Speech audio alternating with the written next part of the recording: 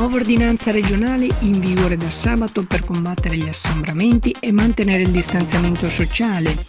Consumazioni dalle 11 solo sedute al tavolo, ingressi contingentati nei locali, mercati a banchi perimetrati con ingresso e uscita e slitta la fascia consigliata per gli over 65 per fare la spesa dalle 10 alle 12.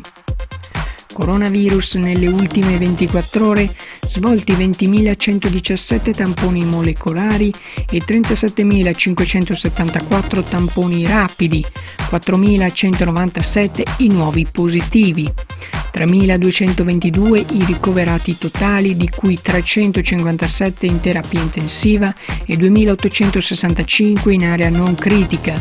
Nelle ultime 24 ore si sono verificati 148 decessi. Dopo l'ondata di maltempo la situazione torna lentamente alla normalità, i fiumi non destano più preoccupazione ad eccezione del Frattagorzone che rimane in allerta arancione per i notevoli quantitativi di acqua che in queste ore stanno defluendo verso il mare.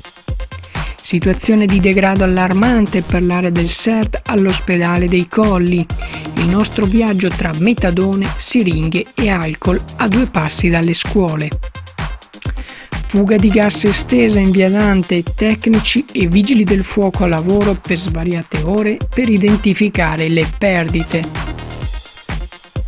Sesto atto intimidatorio nei confronti del sindaco di Ponte San Nicolò, che teme per l'incolumità della propria famiglia. Presto un confronto con il prefetto.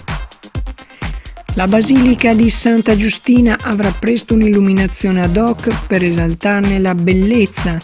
Il progetto vedrà il confronto tra Comune, Padre Pagnoni, l'Abate di Santa Giustina e la Soprintendenza e potrebbe vedere la luce nel 2021.